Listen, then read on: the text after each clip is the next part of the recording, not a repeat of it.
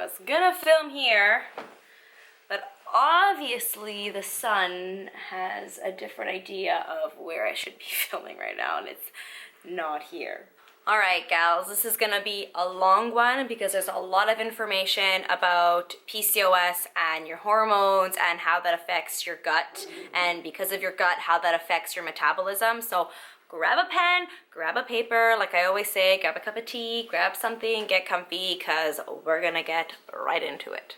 So basically, we have a bunch of microorganisms that are going through our body, and we can refer to these things as gut flora. We need that healthy balance of good and bad, and preferably more good than bad bacteria. However, if you have more bad bacteria that takes over, what happens is it can completely take over that good bacteria, and that's when it's not so good. So how does this happen?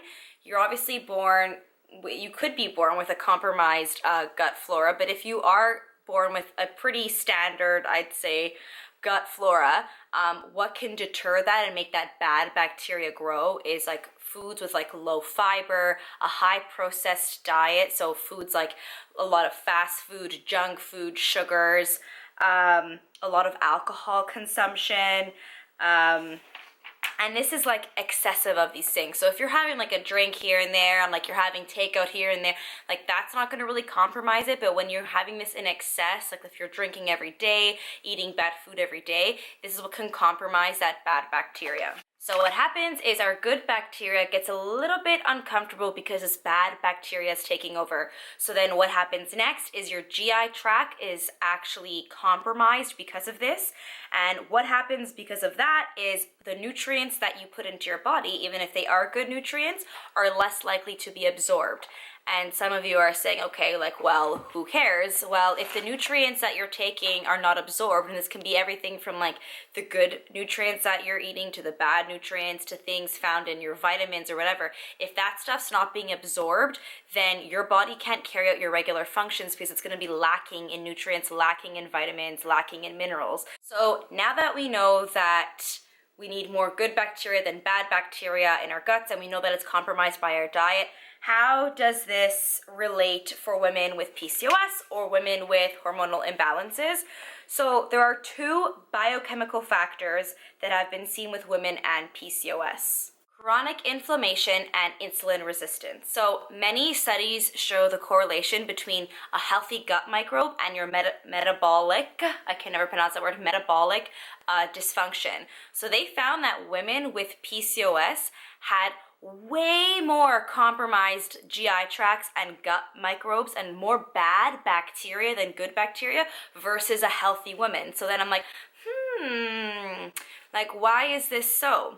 Your leptin actually regulates your appetite. So if your leptin is too high or too low, some of you might be feeling hungry all the time, and some of you might not be feeling hungry at all, and this all has to do to your leptin levels. They found that low levels of leptin has been associated with less efficient activation of certain immune cells, which has an inflammatory response. So they found that with rats, and rats have PCOS, I didn't know that, but they found that with rats with PCOS, when they were given a probiotic supplement, it actually helped regulate and balance hormones, especially reduce androgens and actually synthesize androgens, which is really, really cool. So basically what this study is suggesting, they don't know for certain yet, but in these few studies they've done, is the rats with PCOS that were given probiotics, those probiotics actually help them metabolize excess hormones that body didn't need. So that's really cool, and we'll get into tips on how to help your hormones in a second. Number one, bad bacteria can cause inflammation in the GI tract. So because, and I'm just reading from my notes, sorry guys, but you know, I just want to be accurate here, you know. Your inflammatory promoting factors are then released into the bloodstream. So not only is your GI tract being compromised, when it's compromised that badly, it then releases toxins basically into your system, which doesn't just compromise your GI tract, now it starts compromising things around it. These factors have been associated with an inactivation of insulin receptors in our cells. So you release these toxins basically from your GI tract, they latch onto insulin receptors that are now basically telling you that you're hungry when you're not, or telling you that you're not hungry when like you haven't eaten in ages. So this prevents glucose from entering a cell to be used as fuel. So what does this say? Oh, this makes me so angry. For all of you who are like gaining weight and literally like trying to eat your best and working out, and you have the fitness people that are like, oh, it's calories in, calories out, and then you have the nutritionist being like, oh no, it's like your diet, blah, blah, and like you're trying to tell them like I'm doing everything right and I'm still gaining weight because I've been there and I still sometimes am. This basically is saying that because these GI tract has been compromised and it's latched onto your leptin cells, now your leptin prevents glucose from entering a cell to be used as fuel. So what happens? An increase in your blood insulin levels, which also increases more inflammatory factors, which trigger a rise in your androgen production from the cells in our ovaries. Basically, it's preventing the glucose to be used as fuel. So like when you eat a carbs are carb heavy because you can use that for fuel. You have some pasta, you can like go for a run because it's like fuel, it's quick energy. But with us, that's not happening. It's not allowing our body to absorb that glucose to use as fuel. So like what's happening to all this excess glucose? It's raising your insulin levels, which can cause pre-diabetes, diabetes, weight gain. Like the things are endless. So next time someone tells you, oh, it's because you're not eating right, or it's because you're not working out enough, and you know you are, just throw that in their face. Be like, my glucose isn't being absorbed properly, honey. Just be like, my glucose isn't being absorbed properly, honey. Then, so because of all of these things happening, now your testosterone isn't being able to exit your body properly, meaning it's not being metabolized properly. And how many of us with PCOS have high testosterone levels? So that could be a definite reason why your testosterone is so high. Your body isn't able to metabolize it and get rid of it. So a lot of us have excess testosterone in our blood, which is causing a lot of things like weight gain, hair, acne, like so many things, hair loss. So you eat something, latches onto that leptin then turns it into glucose. Glucose can't be absorbed into your body to use as fuel. So what happens? Raises your blood insulin. Insulin is really high. Because of that, then the testosterone can't be metabolized as well, and that's a party trick, I tell you. Get all those facts in a row next time someone tells you anything about anything with your PCOS. No.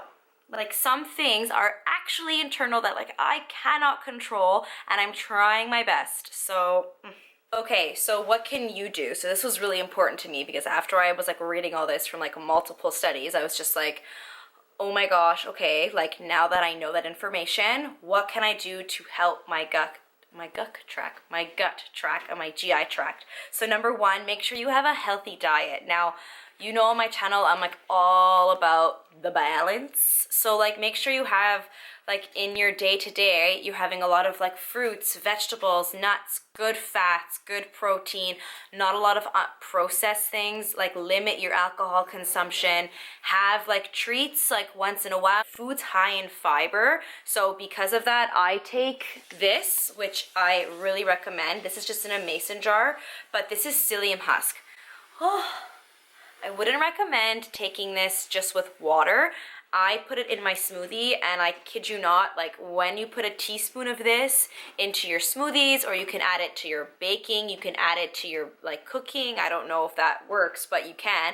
It basically is like an insoluble fiber, so it like latches onto your like your bowels and your tracts, and it like just makes you super regular, so very high in fiber. So I definitely have this every day. I take probiotics every day. These are the ones that I take, and a lot of you ask me a lot of time on Instagram or on here what supplements I recommend in terms of what brands I recommend for supplements, and the truth is I always just buy what's on sale. So when I went to the health food store, this one was on sale. Probiotics tend to be quite pricey.